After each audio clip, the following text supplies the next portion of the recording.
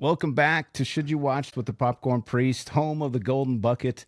Today we've got a special behind the reel episode where we go beyond the screen and talk to the people creating the stories that we love. I'm joined today by Eric Miller, horror fiction writer, screenwriter, and someone who's spent over 30 years working in Hollywood. He's worked across the industry, written for sci-fi, contributed to horror anthologies, and now has a new novel out called Whatever Happened to Uncle Ed. And I'll say this right up front, Eric, I read it and I really enjoyed it. It gave me some Evil Dead vibes. Yes. If Bruce Campbell was 30 years younger, I could totally see him playing Max. But, horror, humor, and a little bit of heart mixed in with the darker elements. Eric, welcome to the show. Appreciate you having you here. Thank you so much. I really appreciate being here, and that's one of the best compliments I could ever get. Because I'm a gigantic Evil Dead fan and the whole Sam Raimi world, but Bruce Campbell, my hero. Similar Midwestern roots, but a lot more talent than I'll ever have, and just being even in that same mentioned in the same breath as those films and those people is a treat. Well, I mean it. And did you see his heartfelt response on his condition on Facebook? It was kind of hit me hard when I read that. So I actually haven't watched it yet, but I was aware of it. And the last time I saw him, I haven't actually seen him in person or actually worked with him ever, but I have a lot of tangential friends throughout the industry that are very close. And I was at our mutual friend Scott Spiegel's memorial service where he was the MC, and it was before any of these announcements, and there could not have been a classier, more humor filled, but yet loving tribute to someone that we all knew for decades. And all I could think as I was sitting there is, why isn't he the star of every single movie? Why isn't he hosting the Academy Awards? Just a class act across the board. And again, hearing the news is it happens to all of us. It happens eventually, but it's just like someone that I think the fandom and people in his life just take to heart so much. So I'm sure I'm gonna sit there and cry when I watch it. Yeah, we as fans like me, it's like we have this connection to these people that we've never met, but we've seen them and we kind of get to know them and we hang out with them. And it is hard. It's hard for us to lose a friend that, in that way, because they are our friends, we hang out with them on the weekends, Yeah, we really do. And people like him, again, not speaking from direct personal experience, but I have so many close personal friends who are close with him as well, so I can pretty much guarantee this is true. He's one of the genuine ones that what you see is what you get. That and there's a mistake that we make as fans, and can sometimes go into terrible territory with stalking, et cetera, where we see people on the screen, we've watched them forever, known them for years, and we start assuming in our head that they're our friends. And it's not a bad thing, because it really is. They're coming into our home, they're inviting us into their fictional world, but that it's fiction. It may not be them. They're playing a character, but some of them are so close to home, like him and a few others, that also turn out to be just the genuinely wonderful, loving people in real life as well. And so that, like you say, it makes it even harder. But you always have to draw that line, go, ooh, wait, at a convention, like they don't know who you are at all, but you think they're your best friend. So a note to all the fans, everyone loves the fans, with rare exception. There's few, but I see it so much as, like on set and things, like I don't go over there and mix with them. They're doing their lines, they're in their head, they're in their character, and we have separate jobs, and the opportunities come when we do interact with them terrifically. But if I see them out to dinner or something, you don't approach them. It's like it's think of it as you're approaching a random stranger. And yes, there'll be the opportunity, which actually happened to a close friend of mine with Bruce himself. He had been a fan, and again had many tangential fans, and so there was in the industry, and there was a common ground, and they happened to be sitting next to each other at a restaurant, and the opportunity arose, and he said, "Oh, hi, and I know so and so and so and so," and they ended up having a wonderful talk. So this is years ago. So but still, give people their space. They're human beings, and also the note to the fans: we all see that it's us. We're even the best of us are a little bit selfish, and we try to be aware, but we're not always aware of other people. But imagine if that was you, and 100 people today had come up and interrupted your coffee and said genuinely and lovingly, "Hey, I'm your fan. I'm your biggest fan, everything." Yeah. after the 99th or 100th one, even the most genuine, gracious person is going to be, could you just let me drink my damn coffee? Yeah. like so, and it's hard. I've seen that happen with friends who are actors and who are directors and things. And again, if they ever do, have a short moment with someone, whenever I read that somebody was rude at a convention or something, it's like, take a breath and realize what's going on in their life, just as if I met you and you're not smiling or something, and what's going on in your life. Take a minute to think behind the scenes and what happened with them that day, and be a little respectful. But by all means, go ahead and gush, because hey, that's why everyone does it. We wouldn't be anyone in this industry. I'm a very small portion of that, mostly behind the scenes, a little bit in front, and not even near on that level. And we wouldn't exist without fans. We wouldn't have careers. So yeah. Well, pro tip from Eric Miller: please keep it cool, keep it casual. when you're meeting the people that you hang out with, and they're not really that person, but hopefully they are. But anyway, exactly. Unless it's me, feel free to come up and gush and throw yourself, say how great you are, because you might be probably the first person that year who came up and said that. So I'll be all right. Well, fair enough. If I see you, Eric, I'll come up and say hi to you.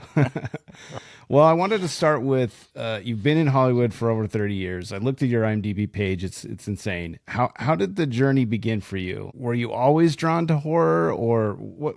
Tell us. Drawn to horror from an early age, watching Hammer films on late night TV. Growing up in and around Indiana and various places in the Midwest, late night TV.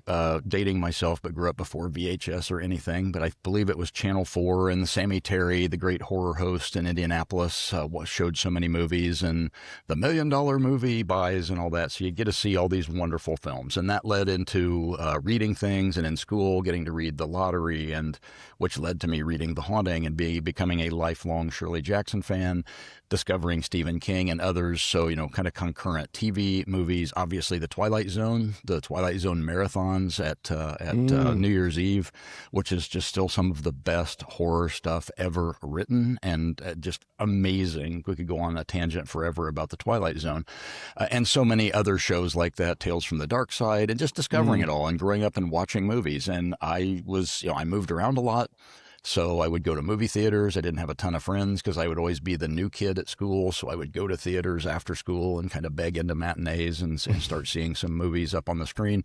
And it just became a lifelong passion of movies. And my rooms were always dotted with movie posters. And I remember memorizing the credit blocks and trying to figure who did what. Back then you had to go to a library. What the hell is a gaffer? What is which most people don't even know now. But so that just led to the lifelong passion, and eventually various trips in college and trying different things. And eventually I just said, hey, I want to go to Hollywood. And I came at a time, but really before internships were gigantic like they are now, before there was a film school on every single corner teaching you the ins and outs, and when Hollywood was really concentrated in Hollywood and very much more of a closed industry, making far less product.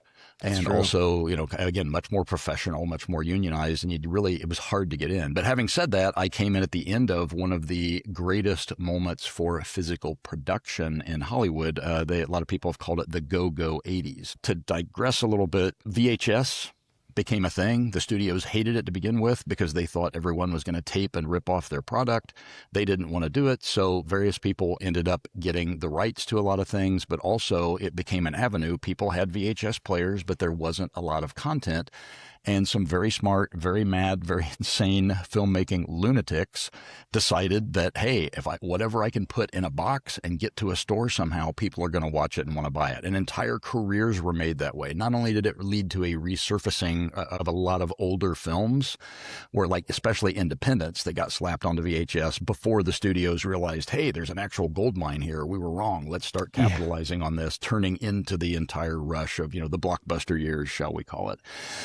But that go-go 80s where directors, Fred Olin Ray, David Dakota, a good friend who helped teach me the business, and so many others would just be able to slap things into a box. And it was kind of that recreation of the 60s and 70s super independent scene where, it would be regional bicycling prints around the country, meaning they moved small numbers of prints to theaters everywhere. And people were making these insane films, but very few people actually saw them. And suddenly there was this outlet in everyone's living room. So that became the go-go 80s. I came in at the end of it when when people were just going mad, running around making low budget horror, Lloyd Kaufman and the guys making, the Toxic Avenger and all that stuff. Just like and again, you watch it now and some of it's dated, some of it's not the greatest ever, but you realize the time that it was made, it was just this mad energy of people finally having an outlet and making a lot of money and just going crazy with it. And so many of those people moved into Hollywood later on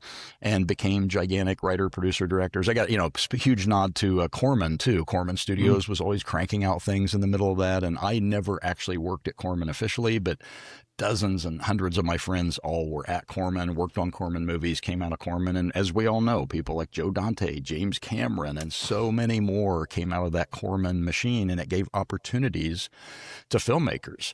And that was all because this little thing called VHS. So, well, DVDs may be better quality, you can make all these arguments, but that weird old tape format was more of a cultural revolution and more of a Hollywood revolution. And again, I don't think I'm kind of on the end of the crest now as we all age out to a certain extent, but there's this wonderful clump of people before me and after me and during my career that came out of that because of VHS. Well, it's funny you bring this up because I'm a big proponent of physical media on the show. I talk about it all the time. And from my generation, I grew up in the 80s. And now there's this resurgence of like, we want to go to these used DVD and Blu-ray shops and get VHSs. And I just reviewed the whole Scream franchise. They released Scream 7 on VHS. I think awesome. People want the tangible things, and they're sick of streaming. They're sick of turning this thing on and oh, where's Jurassic Park? Oh, it's now over here, or it's over here. Having it at your house, being able to put it on whenever you want is awesome. So it's really cool. It really is. And even if you discount the fact that with streaming, with digital purchases and everything, where you don't technically own the thing, correct, and it can be changed, and there's pluses or minuses of that. I get it. But forgetting that for a second, my generation, a step before you, it started with records. And I had a massive cassette collection. I love cassettes, but I still have albums that I bought as a kid, were gifted as the 70s. And it was getting the album, opening the album, reading the liner notes, looking at the pictures, physically putting the album on, cleaning it, turning it over on the side. And yes, side B. And there's something that I think that it brings you, same thing with a book, when you're physically turning the pages, you're holding it in your hand. Sometimes you get a paper cut on a horror book and you bleed on it. But there's something about, I think it triggers something deep in our minds that makes it more real and a lasting connection. And look, my eyes are bad. I'm wearing reading glasses. I can't read half the books that I have, but I still have shelves full of books because the physical book itself, it's a marvel to me that an idea, a dream, and the sweat of the writing and the getting the grammar right and then getting it published and getting it to the bookstore, getting it into your hand and you reading it and loving it, all of that stuff, it's still there. It's not just the story and the characters and everything about it. It's the physical moment. When I bought this, which bookstore, which used bookstore, which new bookstore, who was I with when I bought it? Who did that cover? Who did that cover? And then you look up the cover artist when you can and find other work. I mean, I'm a giant Robert E. Howard fan of the original Conan and Bran McMorn and Solomon Kane and especially King Cole, all of his stories. And again, I could go on a tangent about him for entire shows, but I got to say, I picked up the first time as a kid, I picked up the book because of the Frank Frazetta cover. And that led to like, wow. And that was, I think, the Ballantine reissue of the stories, which had been kind of forgotten for 50, 60 years at that point. But the cover brought me into that. And I discovered this whole world and one of my favorite writers that influenced me. So again, the whole package, album, book, even DVDs with the special editions and, okay, cassettes. I still like cassettes for some reason, but you didn't have as much stuff on them, but sometimes you could fold out the little inner liner thing and read all about it. So, well, what you're missing too from the newer Blu-rays that are released, they're starting to come back with 4K and stuff, but in the DVD era, you got these directors were filming content for the DVD that these people who would buy and go experience the movie would get more extra behind the scenes stuff. And you don't get that anymore. And it's just those of us who love to see how the sausage is made don't get to see that anymore. Yeah, when I was a giant Fangoria fan growing up, still Oh, am, and I remember I read Starlog and Fangoria were my favorite magazines because they gave the behind the scenes, how to physically make a movie, like you were saying. And then yeah. as it evolved, and I remember early on in my career when I was at Full Moon, we had the video zones. And I believe it was Dan Schweiger and Dave Parker, maybe going on to their own things. And after that, they and other people were doing the behind the scenes interviews. So Full Moon, I don't know if they pioneered the behind the scenes, but they were certainly among the forefront. And when you would buy Puppet Master 3, whatever, you could have the video zone, 5 or 10 minutes of the making of the set visit and all that, like you say. And I was just wondering the other day, and again, I'm sure it's all on YouTube and it's not in my algorithm, I'm not looking it up, but I'm like, what happened to those behind the scenes things that like they labored on them? And I know they're on special editions and all of the independent releases, but Yeah. everything had those at a certain point. And like you Yeah. say, for the movie geeks, and of course that space has been taken over by podcasts, by YouTube channels, by so many other things. But again, there's something about just having it in that package. You buy the DVD, but you get the VHS. It's right there while you watch the movie. Then you get to see the behind the scenes of it. Yeah, it just So makes it more real. I mean, speaking of physical media, I want to talk about the book. Let's talk about your book. Like I said, I don't normally gravitate towards horror movies or novels, but some of my listeners say that I don't give a lot of love to horror movies. And we just finished an extensive review, like I mentioned earlier, of the Scream franchise. And your book had that Evil Dead tone where it's intense but also fun. How would you describe whatever happened to Uncle Ed to someone new? Like me who isn't into horror, but I had a great time. And so I think this can hit more than just horror people or horror fans. Well, I think not just my book, but that's something I look for in any book that's accessible to anyone. Like you may not be into like I have a basketball theme and I have a horror theme and demons, and I put a lot of I mix genres in all my writing, and I can't stop having fun in them. And like you said, Evil Dead, and some of my influences are Gremlins is one of the most heavily influencing movies on me, but also the Hitchhiker's Guide to the Galaxy books Mm. just blew me away. So I comedy and horror, and that's why the Evil Dead 2 in particular, and then especially Army of Darkness just literally hit my DNA because that's my type of stuff. But describing it is, I say give it a chance, because there's a thing, and I think this is a disservice with horror, is the average person, just going to generalize here, you think torture porn, you think, terrible, but there are so many different subsets of horror. There's gothic horror, which The Haunting, still my favorite book and everything, and I call it the grandmother of modern haunted house fiction. There were obviously haunted house stories before that, but Shirley Jackson kind of solidified it and knocked it out of the ballpark and made it about psychological horror. Is Hill House really haunted? Is Eleanor crazy? Is there a ghost here? Is there a presence? What's happening? You don't really know in the book. You don't really know in the great Robert Wise movie. And I tend to gravitate towards those. And look, I love gore and I love splatter, and it's fun in the right context. But I think the average person who doesn't watch horror doesn't want to watch a dissection manual being, blood spurting. And it's fun to us, and you laugh. I think it's which Peter Jackson, is it either Bad Taste or Brain Dead, Oh where yeah. the amazing scene, I've sent so many people to that scene with the lawnmower in a living room with probably the greatest amount of blood ever sprayed everywhere in a film.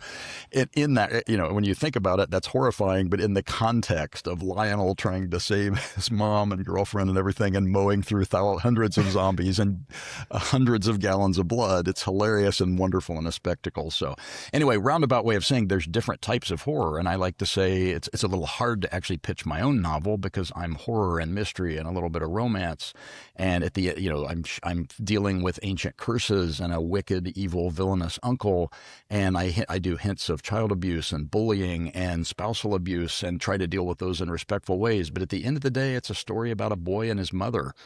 And it's a story about all of us, that he was the main character. Max was a high school basketball phenomenon, came from a really rough, broken home, and was on the rise of being like going to be great, going to get a scout, going to go to college, maybe go to the NBA, and life intervened.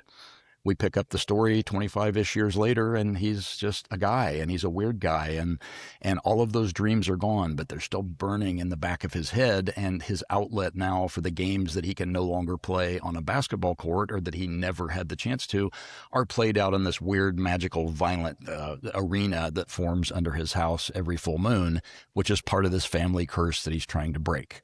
So I really try to, while I'm having fun with it, at the same time, there's really deep, dark stuff, and it's the psychological. All of us have it, whether, it's your cost report is due. Everybody has it. We've got to give a speech Monday morning at school, and then the character's thing is, oh shit, the full moon's tomorrow night, and I've got to go into the basement and maybe get ripped apart by demons. Every one of us, it's all relative. We all have our demons to deal with, literally and figuratively. So that's what I tried to bring across in it, have some fun with it, entertain people, but also, like some of my favorite writers, I think John D. MacDonald, the great mystery writer, is a master of this, but so many others, is you're distracted by the mystery, by the tough guy fiction, by the horror, and slips in a little note about life and love and friendship and devotion and family curses. And so that's what I tried to do. I think I've been pretty successful at it. And again, that's me just honoring so many great writers and great books that I've read, and hoping to be 10% as good as some of those wonderful people that inspired me. Well, and you use this really cool mechanic in the story that it initially frustrated me, but then I came to love it, where you go then and now, and which happens to us as human beings. We reminisce and we think about the old days, and sometimes it's painful, and really grabbed me as I started understanding how this book was kind of fleshing out, and I really enjoyed that mechanic. It was really cool. Oh, that's great. Glad to hear it. And it does take a bit. I knew that as I was writing it and structuring it, that starts off in the present. And for anyone who hasn't read it yet, if you're curious, I don't do chapters. I do chapters, but I do now and then. And the now is obviously now, the present tense and present time, and then is the past. And I introduce characters, I introduce situations, and then I go back and show how we got here. And in movie terms, I guess in Tarantino terms, you call it, and others, nonlinear making. But there is a linear story, but it's just little flashbacks. And in films, you can't do so many flashbacks as I do, but I think the novel version gave me the freedom to go back. And I toyed with it at a certain point, just telling it straight through. Do it as from a child all the way up, and then take a 25-year gap and go to the adult life. And it finally worked just so much better for me to give you glimpses and then go back and show how did we get here. And as you slowly unveil the mystery, and I think as you notice, you get to know the characters so much better. I agree. Yeah, I mean, this goes without saying maybe, but did your screenwriting background influence how you structured it? Or because you just said it would be kind of challenging to film this, but like, have you ever thought about this being a film? Like I could see it as a film. I was thinking about it as a film. Yeah, well, thank you. It's very cinematic and very, I guess, set-driven, as it were, in sequences. So, yeah, the answer is the brief history of it. The book started off as a short story that I believe I wrote in around 1987 or so, based on a lot of different elements. Yeah, it goes back that far, and there's some of that original writing is actually in the book now. I've become a little bit better writer since then, but some of the original text is definitely there. So that original story, then it became a novella later on. I expanded it. Then in this intervening years, I came to Hollywood and I did make it as a screenplay. It never went out wide at the point where I was never gigantic, but where I had a little bit of juice and people were wanting to meet me and read me. I believe Raimi's company, one of his companies, actually read it, and I had a long meeting thanks to my friend Ron Zwang, who's part of the Michigan Mafia. Ron loved the script and tried to champion it, and they ended up not going with it, which was a big disappointment, but I understand why. But it didn't quite, I had to end the story at a certain point, and when people read it, they thought, oh, you're saving the rest of this for a sequel. Well, no, I really wasn't saving it for a sequel. It's just that you can only go so long and write so much in a screenplay. There's only so much runtime. I mean, if you're, David Fincher or James Cameron, you can make 9-hour movies and people will watch them, or your Stanley Kramer back in the day making Mad Mad World. You can have an intermission, but not anymore. You've got to be, it used to be 120 pages. Now it's even shorter. It it simmered, shall we say. And I eventually went back to it as a novel version and then added even more to the end. So arguably the ending, there's an additional X amount of pages and words that it would have been even more bloated as a feature. It could be a great limited series now. Hint, film rights available. But and I actually love the limited series format because if you do, I think BBC did that a lot. America is relatively new to it. We tend to make just short things and then cancel them. But that when you plan a limited thing, it's like there's more in this story. We don't want to make 2 or 3 bloated films, but there's enough for 5 or 6 episodes of a TV show, and that's very satisfying because you can go bigger and bigger. And I kind of love that format in film. So yeah, I think that's a great idea, and for sure, whoever's listening needs to option this for a 6 episodes miniseries because it would lend itself to how you've written it because you get these little vignettes in each episode. You could go back and forth, and I don't know. It's just really, it would be exciting to see that. Thank you. And I've actually left some stories untold. As you notice, on a first read, you may not notice them, but there's some things where it became too laborious on the page. I didn't want to cut back and forth too much. And there's a thing in writing called show don't tell, of course, if you're familiar with that in the writing thing. And that means technically means be more visually descriptive of things. And also they say to not do the writing rules. Don't have a lot of exposition. Same, especially in features, don't have characters just sitting around telling stories. And those are great rules in general, but rules are made to be broken. And things that I realized, some of my favorite moments in films, and pretty much every book I read, they have long sections of telling, not showing, because you're in the character's mind. But some of the best films, and a best example is in Dog Soldiers. And I can't believe I'm forgetting the actor's name now, but the sergeant is telling the story of what happened around the firelight. And there's a point where I don't know if they didn't do it for story reasons, for budget reasons, or just that's how they wanted it to be. He tells the story around the firelight, close on his face. And that's the exact opposite of what you're supposed to do, both in books and film. That's literally telling, not showing. There's a version of that movie where you go film that and you do the flashback. It wouldn't be as good. It wouldn't be even remotely as good. And there's other examples. Star Wars, making the Kessel Run. Sorry guys, I did not want to go to my grave. I did not need to see the Kessel Run. It's enough to say, here's the legend, here's the myth. And that makes it better. So it's an artistic choice. It's like Shaw and Jaws. I mean, the best part of that movie is them sitting there comparing scars and then him going on this long monologue about his experience in the war. And some of the best scenes ever are him just talking. So and I guess that's the thing. Rules are there for a reason, but they're general. But if you do break them good, break them. Yeah, you can't do it all the time. Yeah, you can't do it all the time. And but sometimes it's like, sure, it's like go for it, and it becomes much more effective like this. So anyway, long way of saying, in my own way, some of the stories that weren't told in the past. I just didn't tell the stories. Others I thought were important. Like you see the character Tommy, who is very important, and there is not to give any minor spoiler alert, but Tommy's past as a soldier, and I allude to the fact and say that his past story was he had a violent, badass encounter in Vietnam where he became, a decorated hero, and then you see the character now who's pretty much that same character in a different era. But I could have gone back and written that scene, and I have the scene in my head, and it's based on an actual thing that happened to a friend of mine, not exactly, but close to it, a real event that happened to a close friend. And then I thought, you know what? I don't need to see that.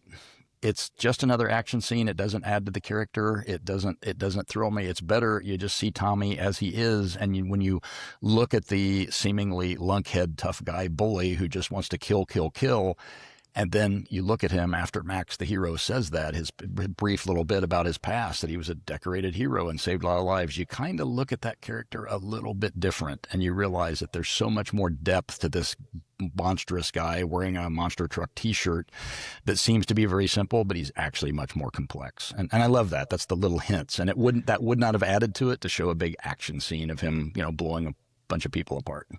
Yeah, and we as readers, we can fill in those gaps. We've know someone or know someone who's been to Vietnam or whatever, and we've seen Vietnam movies, we don't need a ton of exposition in that regard. So Yeah, yeah, or I any like. era, or any combat veteran who's read that, and also that gets into to digress a little bit to the trigger warnings on things that I toyed with putting a trigger warning on this book, and then I thought, you know what, I've seen far worse on TV, and it is a horror novel, but I do deal with things in this that aren't in your average horror novel. I mean, there's implied spousal abuse, there's absolute bullying on top, but there's combat PTSD. And even Yeah. though it says blatantly that Max, the hero, never served, he's serving in his own way in this little weird paramilitary group that he has fighting monsters.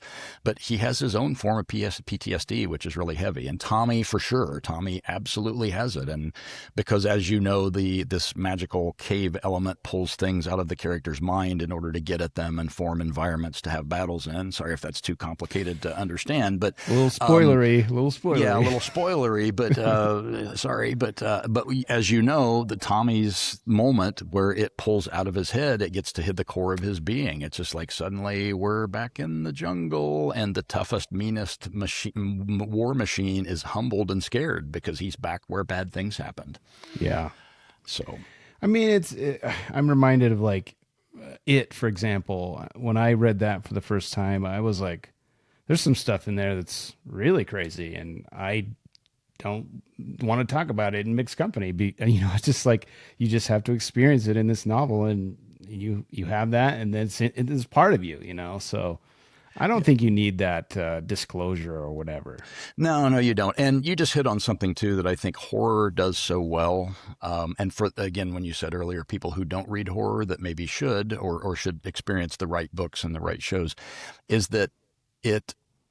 They always say about science fiction that, and I don't remember who said this, but it allows you to criticize the present from the safety of the future. I think horror allows you to face your monsters from the safety of your chair, from the safety of the theater, the safety of your book. Horror writers go to horrific, dark places, and we're all reading a book, watching a movie, kind of being along with the main character, playing a horror game. Even more, you're the main character in it because you're manipulating it. But when the bad things happen, they can be scary. And the best book, the best movie, the best game, it's scary and horrifying, but you're still safe. You can shut You're the computer safe, off. yeah. You can close the book. You're safe. And I think in a way it allows people to deal with trauma and face trauma and hopefully, like I, again, try to do. I'm not a psychologist. I'm not going to claim any psychological benefits or anything from reading my book, but I do try to provide a positive example as it goes on to say, here's how bad things happen. Here's ways that a character can deal with things. And it starts with looking in the mirror and saying, I have this issue. I have this phobia. I have this trauma. And who can I reach out to for help? Is it a friend? Is it a family member? Is it a professional person? Don't be alone. Don't sit and fester in your room by yourself and let it spiral. Get help. Go out. Open the blinds. Get some sunlight in, literally and figuratively. And I think horror, not just my book, but I think every bit of horror allows that. And honestly, I won't name them in particular, but there's some terrific horror novels that end really, really, really dark, and some movies that it kind of turns me off. Because I want the glimmer of hope at the end. And that's, again, the myth of the final girl. Somebody's going to live. We all imagine that it's us. Like, we're going to be the final girl, final guy, finally, whatever. Yeah. But probably not. We're probably the one that gets whacked by the chainsaw early on or put in the wood chipper. But at least you have that little fantasy of something that it's going to be me. I'm going to survive. I can get through this. Someone's going to get it out. You get out. Yeah. Yeah. Well, I love this transition because I wanted to pick your brain for a couple minutes about just film and horror in general. And I mentioned earlier that we've been doing this deep dive into Scream, and I had seen the first one. And it's funny because you were talking about how horror, people have this idea of horror that it's just torture porn. And that's what happened to me. I watched Scream, and then I watched Saw. And then I'm like, I'm out, and I watched two Saws. I watched Saw 2, and I was like, when You the actually lady, went back. when she falls into this pit of needles, I'm like, guys, you can have your horror, and I just stopped. But then I came back to Scream, and I watched the whole franchise with new eyes. And I guess I want to ask you, why do you think horror works so well when it's a little self-aware and you have those like little glimmers of hope, or they're kind of making fun of themselves, or there's a little bit of humor or whatever? I think I'm from the references I've made and my own book that you've read, I'm obviously a horror comedy fan, but some horror comedies are meant to be flat out funny, but others Yeah. it's gallows humor and relief. I tend to like go more the wry gallows humor relief, and that's what it is. It's a moment, a breathing moment.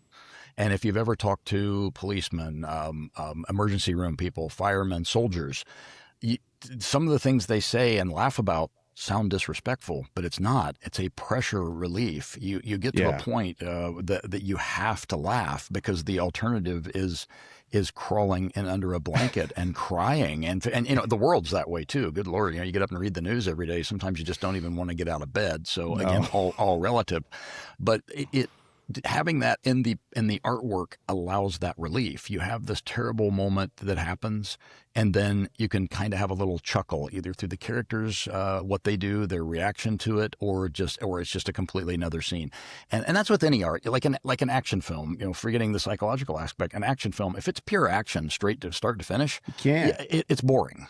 There's your brain doesn't reset. You need the breather moment where, you know, somebody's got to stop, talk, reload the guns, whatever. I think the great John Woo did that so effectively in Hard Boiled, and we, you know, all filmmakers and fans love the giant hospital scene at the end with all everything. But there's for technical reasons, if you know what I'm talking about, they go into the elevator, and back then it was film. They had to reload the film mag. But there's a moment where you've blasted your way through the first part of the hospital. You get in the elevator, and the two characters are reloading and talking and catching their breath, and the audience is catching their breath with it. And then the elevator doors open and you go into the second floor and even more insane action. So Yeah. if that makes sense, you need to give the audience a break. I think the writer needs to take a break. And I'm sure there are, you know, there's some wonderful examples of fiction where the action just keeps going and piling and piling and piling. And one of my favorite sections of any book that I've read recently or probably ever is Joe Abercrombie's The Heroes. He's my current obsession. And I don't know if you're familiar with the First Law trilogy or books. No. Phenomenal writer, grim dark genre or super dark fantasy, where no one is a hero. But again, I could go on for hours about him and his books. But The Heroes is a standalone book in this world, and they're describing this gigantic battle scene. It's basically the whole first part of the book is setting up, and the previous 5 or 6 books have set up this clash between the barbarian North and the civilized South, and it all comes together on this mountain of rocks called the Heroes. And he picks up I'm dying to see this film, by the way. He picks up the narrative from the smallest of the small person, you know, just a soldier, a grunt, and nervous, and looking at a little emblem of that his wife gave him, and, you know, poor, and this is all I have. Am I going to die today? And it follows this character until, spoiler alert, until he dies. And then the person who kills them switches the point of view. He picks up the trinket, like, whatever, that's not that's worth cool. anything. Follows this character until he dies. The narrative weaves through the battle from person to person to person to victim to killer to everything until it gets to the lead characters in the battle. And it's effectively working its way up the mountain. And I don't even know how many pages this is, but it is nonstop, unrelenting action, but the switch of the point of view. And that's one of the examples. It's so masterfully done that you're breathless, but you're actually sweating at the end of it. And when the final conflict, which I won't give away, and this is still just in the middle of the book, there's so many gigantic, amazing battle scenes to come and personal fight scenes. He makes it so personal on this epic stuff on a personal level. You're exhausted, you're tired, and you're like, imagine what the guy with the swords and the people getting stabbed are feeling. So, but anyway, back to that. That's, you know, again, horror, action, science fiction, anything. Give people a break and humanize it. Give us a second to laugh and relieve that tension, either just in this movie or in our life alone. And then when you close the book, the movie's over, you can look back and you can relate to it to go, well, you know what? I guess that speech I have to give tomorrow morning really isn't that bad considering the alternative. And you've got a little relief. Yeah, I'm reminded of the scene in Big Trouble Little China when Kurt Russell's character's in the elevator. Ironically, you mentioned an elevator, like they just drank that tea. Getting a little warm in here, isn't it? He's just like, I feel pretty good. Like, I think I can do this. And then this giant battle happens, and he gets annihilated right away. It's just Oh man. That's another on the list. I always forget to put that on my list of best films ever, most favorite films, and I have to give props to Carpenter or Kurt Russell, or I mean, what a team! Good grief, what a Oh great man. team! Cinematic, a legend. But whoever had the idea to have the main character of the film repeatedly getting knocked out at the beginning of the battle scene and then literally laying on the floor while all the The whole action happens time. around them, that is Yeah. just sheer genius. Well, But your book feels like there's a lot of genres in the book, and that's what I like about it. It's not just horror, and that's what's so weird and cool about Big Trouble in Little China and these films that have so much going on, like everywhere, all at once, or whatever that movie is. There's so much oh going on. wow, I so just much love imagination. that. So anyway, Yeah, you know what? I'm a mixed genre guy, and that's sometimes a curse because both Hollywood and publishing, they like to be able to market something like this is a horror movie, this is a science fiction movie, and I get it and all that, and it gets tough when you start. Believe me, a lot of the rejections I get, not just on my scripts, but on my short stories, but also on this novel when it was making the rounds, is like, well, we don't know what this is. It says it's horror, but it's also a mystery, and then and it's funny, and then it's this, and I'm like, yeah, that's what I intended, and I think one of the great rejections I got was that like this is kind of like Goonies. It's going in so many different yes. directions, and I'm like, thank you. That's the best rejection I've ever got. I mean, I wish you would have bought it, but but at the same time, at least you got what I was trying to do. And you know what? It's funny how things get like there's a whole trope in Hollywood that nobody likes westerns. It's hard to get a western made, and every time somebody makes a western, it's the best movie at the theater, and everyone loves the western. We just And love so westerns. yeah, nobody likes werewolf movies. And then whenever somebody makes a werewolf movie, a good one, there's some bad ones out there, but they make a good werewolf movie, everybody flocks to it. And it's so there's these common tropes. Nobody likes mixed genres. Like, you know what? I got to write what's in my soul. It's the things that I love. Like I said, all those, speaking of werewolves, American Werewolf in London, probably the greatest mixture of humor and horror put on screen. It's amazing. And that's one of my huge formative movies. And so the style and things that I like and come from is I've got to be in that universe. There's a movie from my childhood that also I know was hard for the studios to categorize and market, and it did terribly, but I love it and I watch it every year. It's called Monster Squad, and it's like the Oh, yeah. Goonies, and they have these amazing, really scary moments, but then, where the werewolf gets kicked in the nuts, and it's just awesome. So I just applaud what you've done, Oh, thank you. and it's great. And I wanted to ask you too before we go back to the. I just want to ask you a couple questions about you behind the scenes in the industry, but I wanted to ask one more question about horror because do you think horror today is better than it used to be, or is it just different? Because I'd mentioned how my experience was like, oh, I kind of like horror. Scream's kind of cool, and these other movies are kind of Evil Dead's kind of cool. And then I see Saw and all these other movies, and I'm like, I'm too scared. Like, is it better now, or what do you think? Um, I think I think it's better because the sheer volume and different subgenres that are being made. Okay. I mean, there's so much more of it now. Again, historically, there were things there. I mean, you go back to Ambrose Bierce and, way, way, way back to other things. And then, William Hope Hodgson, and there were people, Clark Ashton Smith, and obviously Lovecraft and people, they were writing it, but there weren't like hundreds or thousands of people creating horror. And while that doesn't mean that hundreds or thousands of people are going to make good books, movies, TV, whatever, games, whatever, but what it means is that you're getting different perspectives on horror. And one I always like to bring up is 28 Days Later. Oh man. When zombies were dead, zombies were, no pun intended, stale, boring, overdone. It was just like, whatever. And then it takes Danny Boyle, who's not a horror guy, to come out of the blue with 28 Days Later that just literally blew the doors off of an entire genre. You could say subgenre, but it really blew the doors off of horror. And suddenly we have fast zombies, but it wasn't just that. Yes, he had a new gimmick, and zombies did something. And again, technically, just like Romero, are flesh-eating ghouls, and Yes. these are rage virus. Okay, let's just cut to the chase and call them zombies. But Yeah. but it was about the characters. it was like, so, I mean, he really zeroed in on the characters and the loss. And, when, spoiler alert, if anybody hasn't seen the film, when what's his name, the dad gets the little drop in his eye and realizes this sacrifice to save his daughter, and suddenly I'm one. That's just the most heartbreaking moment in the middle of this batshit insane movie. So, again, managed to do that. So I think, answering your question, there's so many people like that venture into horror, because horror can become sadly self-referential, and it's just people who've watched other horror movies and just keep churning the same stuff over.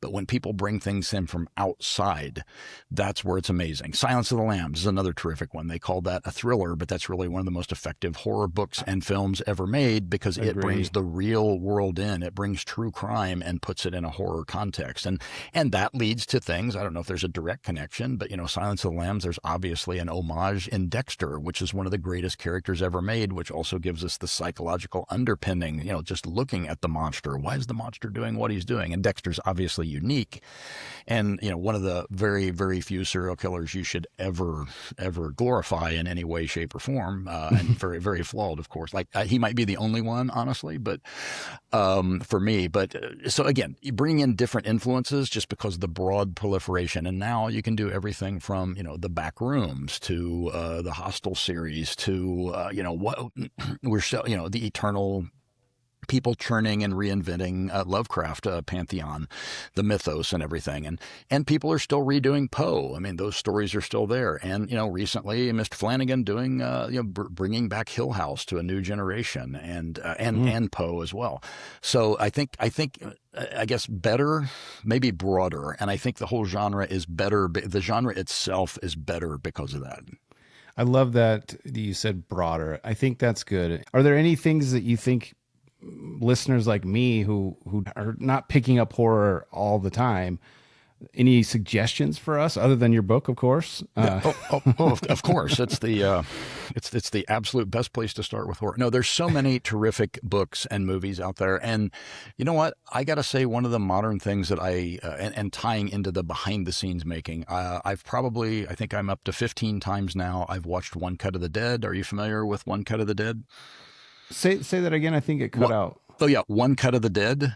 One Cut of the Dead. No, I haven't. It's about 4 or 5 years old now, but it relatively new. Shinichiro Ueda, I thought he was an established film pro, but it turns out he was right out of school, made a Japanese zombie horror movie. Now, I want everyone to watch it. I think it's out there on all the tubes, wherever you can get it. Because when you watch this, you're going to hate me. The same thing I did. It's called One Cut of the Dead because the first 22, 24 minutes are no cut. And so it's not a filmmaking gimmick. There is a reason for the One Cut of the Dead. And I cannot spoil this movie because this is part of the fun when you find out the reason why there's no cut. But the brief setup that you can say is it's a low budget Japanese horror zombie movie being filmed in an abandoned warehouse thing, gets attacked by real zombies. And things go crazy. But what you're watching is not what you think you're watching. So by the time you get to the end of the movie, it's all about family, work troubles, and anyone who has ever been on a film set ever, anyone who's in the industry is going to cheer to see all the behind the scenes things that go on. So that's a little bit of a spoiler there. But when you're watching the first 20 minutes, you go, this isn't very good. This is terrible. Why did he say watch this? Why does that person keep screaming? This is what's going on? That's the most piercing scream ever. And that actor's not very good. And what the hell's happening? But you'll never be able to see a director, if you're on set, go action in the same way before or anything, or keep rolling. So it's one of those movies that just kind of transcends the genre. And honestly, it reignited my energy and desire to get back in there and get back in the scrum and find one more great idea, make one more great movie. So or make one more great book, whatever. You got me intrigued. I'll be putting that on the list. So that's a good transition. What's something about working in Hollywood horror that would surprise people? Just something from your career that be like, oh, that's interesting. Yeah. How shockingly nice most people are. Oh, really? Yeah, really. And that goes to horror writers too. Horror writers party hard and are super nice. And the old argument is that we get our neuroses out on the page and deal with things, and we examine the bad human condition where most people don't even go there and shy away from it. As the great Clive Barker said at one point years ago, I forbid my mind nothing.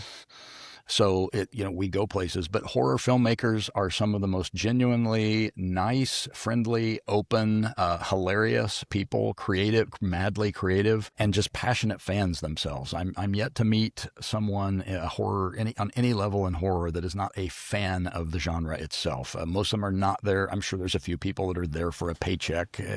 Everything at a certain point becomes a paycheck, but most of the people are there for a passion. Like you call me, I want to, great, here's a big studio show to go work on. I'm going to make all kinds of money. And yes, I'll go do it. That's great. But then somebody calls, here's a little dirty, low budget horror movie, everything, and you're going to make 3 cents and get blood splattered on you. I'm like, what am I doing? Let's go. Let's go. I get excited about doing that. So my research with Scream, that's funny you say that, because in the interviews that I watched with Wes Craven, because he did the first 4, he's like a bird watcher, and he's like the most kindest, nicest guy. And I would never have thought that. And now you say this, it's like, yeah, it makes sense. These guys are just teddy bears,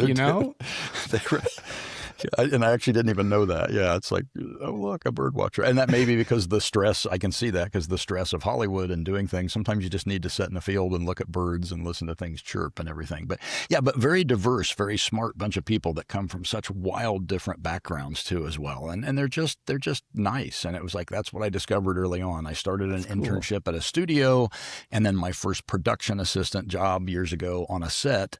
I always love this story that somebody at one point said, hey, we ran out of blood. Does anybody have any blood? And like 6 people went, I got some in the trunk. And I'm like, I'm home. These are my people.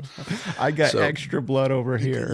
I got some over here. So, and the other thing that you might like to know, here's a little real technical behind the scene thing about horror movies. Okay. No matter what your special effects people, some of which may be your best friends, tell you, the blood does not come off easily.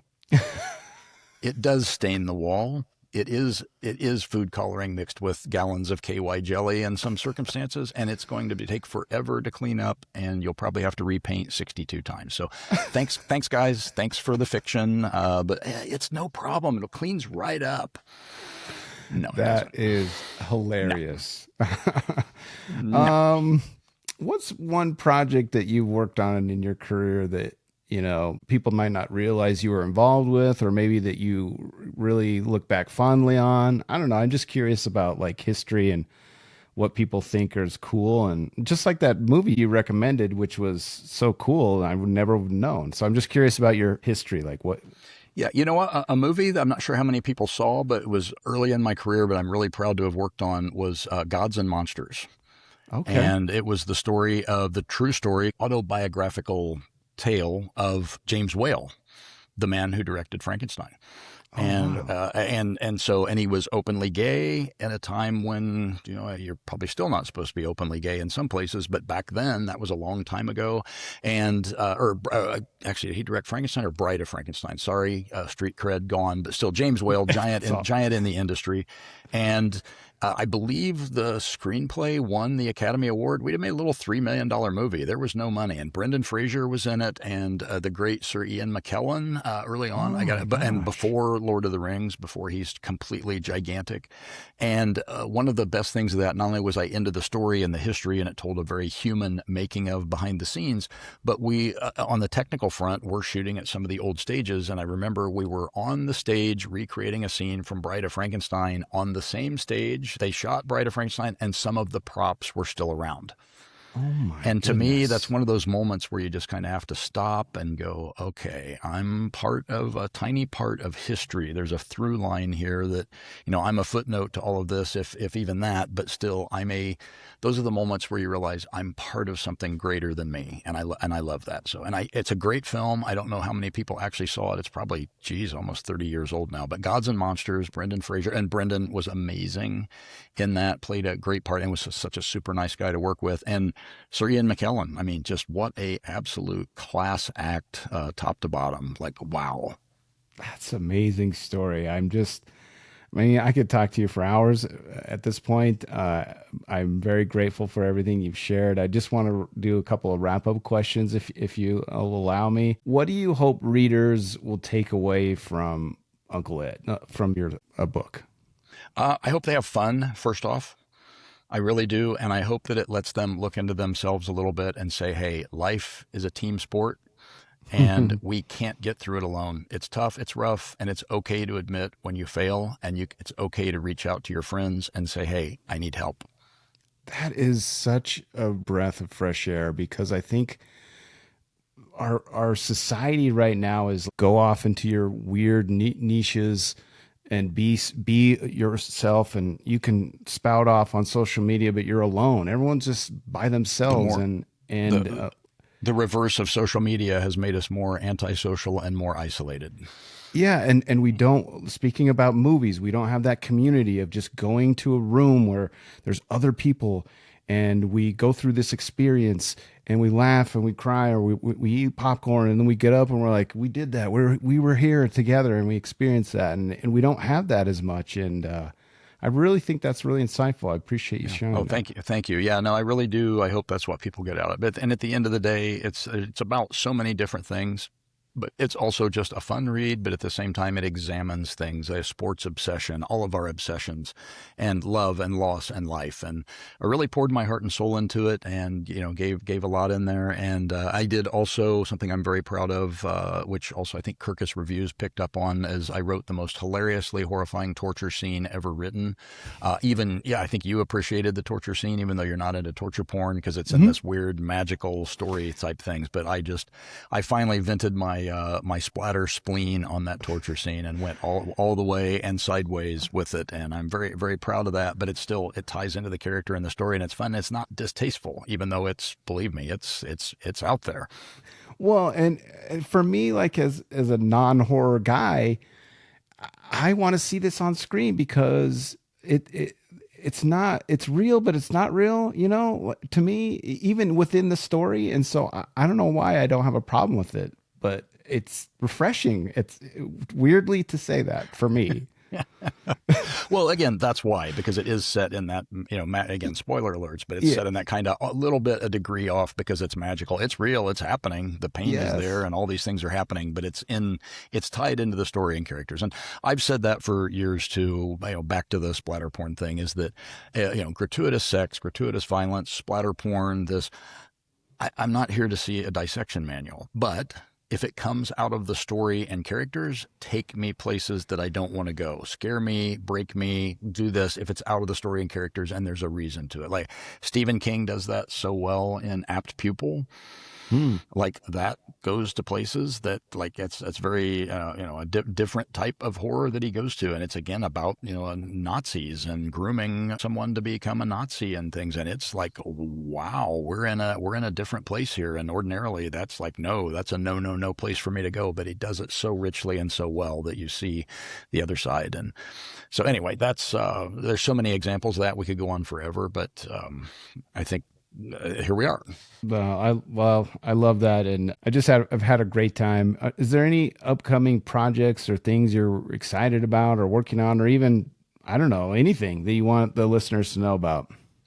Well, the audiobook for Whatever Happened to Uncle Ed is in the final stages now, so it's supposed to be out Oh, sometime this spring. Usually it would have been out before now, but I was waiting on my incredible audiobook designer, Graydon. So he's incredible, did my first 4 anthologies as well, and so I was willing to wait some time until his schedule cleared up. So that's any coming soon. cool like voice actors? Yeah. Well, it's him, and then he has a partner that does it. That it's a male female voice, but he's one of those just incredible Oh, people that cool. you're listening to 16 different voices and you don't realize it's all him. He's like Oh, such wow. incredibly talented. So I'm really excited for that. And probably by the time this comes out, hopefully the audiobook of this will be out, and that gives I listen to a lot of audiobooks. I still read, and one of my new things is either reading and then listening, or listening and then reading, and it just Okay. seeing the same stories from 2 different points of view just helps enrich them and anchor things in my mind. So, that's coming out soon, and I'm still working. I'd like to say furiously, but I've just got to get off my butt and finish my second novel, which is a kind of my own twisted, unique take on ghost hunters and what happens when Oh, you go back to a place when is really haunted instead of and you have to document this and all of the weird twisted things that happen. And again, back to that kind of Shirley Jackson question of, is this house haunted or is it in the imagination of the characters? And I kind of answer that question in spades with video evidence. So Man, that sounds really fun. I'm excited for that. I'll be in for that. I'll first in line for that one. Oh, good, good, good, good. Well, I always ask this at the end of my interviews. Is there anything that we didn't touch on that you want to make sure that you get across before we say goodbye? Like I said before, life is scary. Don't hide from it. Face it. Failure is not a bad thing. Get up off the floor, call your friends, call for some help, or just grit your teeth and go back into the fight. Because hiding from things, it never solves them. It just makes them fester and get them worse. So deal with things and be kind to children and animals. Yeah, that's the theme of this show, and I've had a great time, Eric. This was a lot of fun. I really appreciate you taking the time to come on the show and talk with me and the listeners. I genuinely enjoyed whatever happened to Uncle Ed, especially the blend of horror and humor for someone who doesn't really love horror, and I'm starting to kind of like it. So we have a convert. Yes. For everyone listening, definitely go check out the book. Buy it on Amazon. Buy the physical copy if you can, so you can touch it and hold it. But also look for the audiobook when it comes out. And check out Eric's other works on his site, ericmillerwrites.com, or follow him on Instagram at Raging Eric. And Eric, anything else you want us to be aware of? I think we covered it. Pretty much covered it all. Yep. And nope, be scary in a good way. Awesome. Well, we'll make sure all that is linked in the show notes. But that's another episode of Behind the Reel on Should You Watch This with the Popcorn Priest, where we go behind the screen and talk to the people creating the stories that we love. If you've enjoyed this episode, the easiest way to support us is to like and subscribe and leave a 5-star review. And whether you're watching movies or picking up a great horror novel, we'll keep the popcorn coming.